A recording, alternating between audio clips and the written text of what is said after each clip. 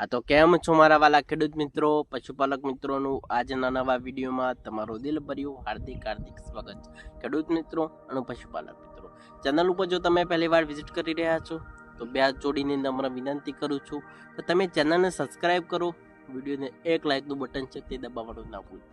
તો મિત્રો આજના વિડીયોની અંદર વાત કરવાના છે, શું મિત્રો તમારી ગાય ભેંસનું મિત્રો તમે દૂધ વધારવા માંગો છો તો આ વિડીયો તમારા માટે છે. આ વિડીયો જો મિત્રો તમે સ્ટાર્ટિંગથી લઈ એન્ડ સુધી તમે પૂરો જોઈ લેશો તો તમારા પશુનું દૂધ મિત્રો તમે 100% મિત્રો તમે આસાનીથી તમે વધારી શકો છો.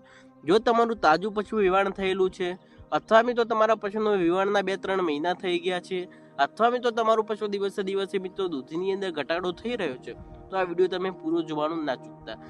હવે સૌપ્રથમની અંદર વાત કરીએ તો પશુનું દૂધ વધારવા માટે સૌપ્રથમની અંદર મિત્રો તમારે આ બાબતોનું તમારે ધ્યાન રાખવું જરૂરી છે. ઘણા જે પશુપાલક શું છે કે આ બધી બાબતોનું ધ્યાન નથી રાખતા, તેમના પશુના દૂધની અંદર દિવસે દિવસે ઘટાડો તે જાતે જ કરી રહ્યા છે. હવે સૌપ્રથમની અંદર વાત કરીએ તો પહેલાં તો મિત્રો આપણા પશુનું 3-4 મહિને તમારે ડિવર્મિંગ કરી લેવું જરૂર છે. એટલે કે મિત્રો આપણા પશુના પેટની અંદર જે કૃમિ ક્રમ્યા જે હોર્મોન્સ તેને મિત્રો તમારે ખતમ કરવા પણ જરૂર છે. પશુપાલક શું છે કે તેમના પશુને મોંઘા ફોર્મ્યુલા તો આપે છે, તે મોંઘા ફોર્મ્યુલા આપ્યા છતાં પણ તેમના પશુનું દૂધ નથી વધી રહ્યું. તેનું મેન કારણ કહી શકો તે તેમના પશુના પેટીની અંદર જે કૃમિ ક્રમ્યા જે હોર્મોન્સ છે તેને તમારે પહેલાં તો ખતમ કરવા જરૂર છે. તો આપણા પશુનું 3-4 મહિને ડિવર્મિંગ કરી લેશો અને ત્યાર પછી જ જો આજના વિડીયોની અંદર હું તમને એકદમ દેશી ઘરેલા જો ફોર્મ્યુલા બતાવવાનો છું ને જો તમારા પશુને તમે દેશી ઘરેલા આ જો ફોર્મ્યુલા તમે આપશો તો તમારા પશુનું દૂધ તમે 100% તમે મિત્રો આસાનીથી તમે વધારી શકો છો. કવચ સૌપ્રથમની અંદર વાત કરીએ તો 3-4 મહિને તમે ડિવર્મિંગ કરી લો ત્યાર પછી આ એકદમ દેશી તમારા ઘરેલા ફોર્મ્યુલા તમારે આપવાનો છે.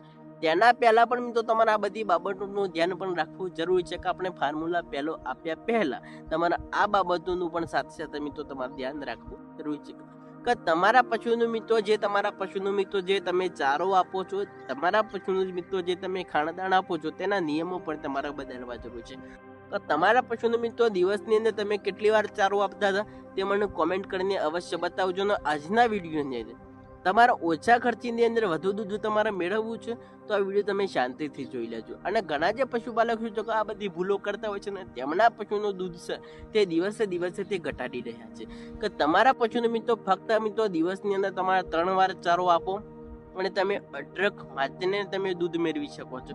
કે હવે સૌ પ્રથમની અંદર વાત કરીએ તો પહેલાં તો મિત્રો તમારા નિયમોનું પાલન પણ તમારે કરી લેવાનું છે. ત્યાર પછી મિત્રો 1-2 તમને માહિતી પણ તમને આગળ આપવાનું છું એ પણ તમારે જાણવી જરૂર છે.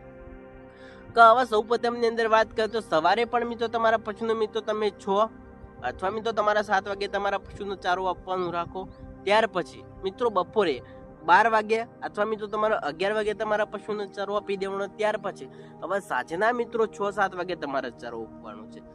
ઘણા જે પશુપાલક શું કરતા હોય છે કે તેમની ગાય અથવા ભેંસના દિવસની અંદર 4 થી 5 વાર ચારો આપતા હોય છે. ઘણા જે પશુપાલકો આ બધી ભૂલો કરી રહ્યા હતા. કોણ ભૂલો કરતા હતા તે પણ મિત્રો મને તમે કોમેન્ટની અંદર અવશ્ય બતાવજો કે તમારા પશુને દિવસની અંદર ફક્ત 3 વાર ચારો આપો અને તમે અઢળક માત્રાને તમે દૂધનું પીક લેવલ પર પણ તમે આસાનીથી તમે પકડાવી શકો છો. ત્યાર પછી મિત્રો જો તમારા પશુને મિત્રો દિવસની અંદર 4-5 વારો ચારો આપશો તો તેનાથી કયું નુકસાન થઈ રહ્યું છે કે આપણું પશુ મિત્રો શાંતિથી મિત્રો તેને બેસવાનો રેસ્ટ પણ નથી મળતો અને આપણું પશુ મિત્રો તે વાગોળતું પણ નથી. ઘણા જે પશુપાલકોને શું તમે વારે ઘરે ચારો આપશો તો પશુ તો ખાઈ જવાનું છે બરોબર, કે તે શું છે કે શાંતિથી નીચે બેસીને તે વાગોળતું નથી એટલા માટે કે મિત્રો તે મોટું હલાવતું નથી ને તેના જે આપણે જે ચારો આપણા પશુનું આપ્યો છે તે ચારો સારી રીતે મિત્રો પચાવી શકતું નથી. હવે જો તમારા પશુના દિવસની અંદર તમે 3 વાર ચારો આપશો અને ત્યાર પછી મિત્રો ચારો ખાધા પછી આપણું પશુ શાંતિથી મિત્રો 1 થી 2 કલાક તેને નીચે બેસવાનો જો રેસ્ટ તમે આપશો તો આપણું પશુ જેટલું વાગોળ છે તમે પશુનું જોજો કે જ્યારે પશુ બેસેલું હોય ત્યારે મિત્રો મોઢું હલાવતું હશે અને તેના મોઢામાંથી ફેણ જેવું આપતું હશે કે તે શું છે તે આપણે જે પશુને જે ચારો આપેલો છે તે ચારાને સારી રીતે મિત્રો પચાવી રહ્યું છે, સારી રીતે મિત્રો તે એબ્ઝોર્બ છે તે કરી રહ્યું છે. જો તમે વારે ઘડીએ ચારો આપશો તો પશુ ખાઈ જશે, તેને નીચે બેસવાનો ટાઈમ પણ નહીં મળે અને તે આપણું પશુ વાગોળ છે ને અને કાચું પેટની અંદર ઉતાર છે ને તે પોદરાની અંદર આ બધો ચારો કાઢી દેતું હોય છે.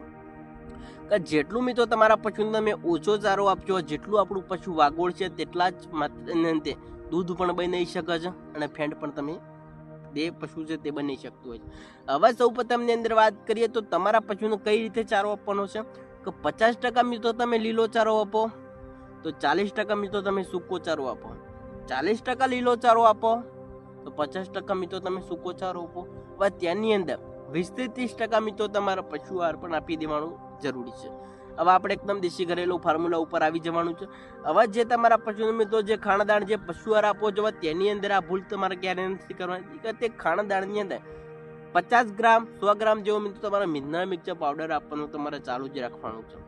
ઘણા જે પશુપાલકો મિનરલ મિક્સર પાવડર નથી આપતા, તેનાથી પણ મિત્રો તેમના પશુની અંદર દૂધનો ઘટાડો છે તે દિવસે દિવસે હવે કરી રહ્યા છે.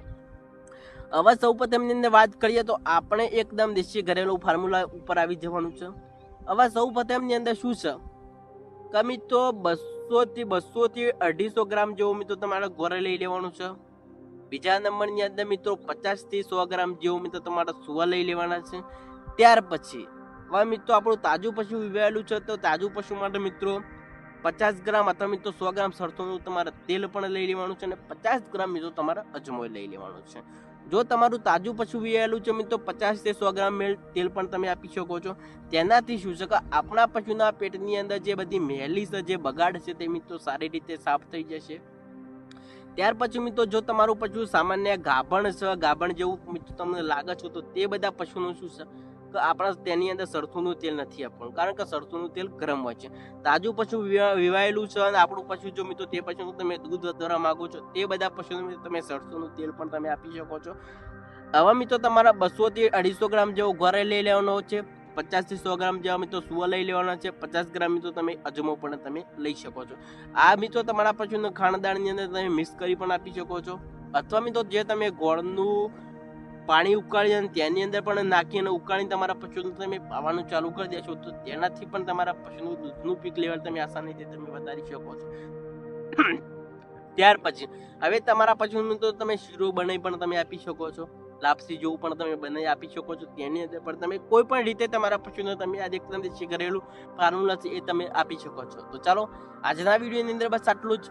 ફરી મળીશું આપણે નવા વિડીયોમાં નવા એક સરસ ટોપિક સાથે. એના પહેલા તમારા પશુનું મેં જે તમને આગળ જે બાબતોનું ધ્યાન, તો ચાલો આજના વિડીયોની અંદર બસ આટલું જ. ફરી મળીશું નવા વિડીયોમાં નવા એક સરસ ટોપિક સાથે. આજનો વિડીયો તમને કેવો લાગ્યો, સારો લાગ્યો હોય, યુઝફુલ હોય તો આ વિડીયોને એક લાઈકનું બટન દબાઈ દેજો અને ચેનલને સબસ્ક્રાઇબ કરી બીજા મિત્રોની અંદર શેર કરવાનું ના ભૂલતા. તો ચાલો રજા આપશો. વંદે માતરમ.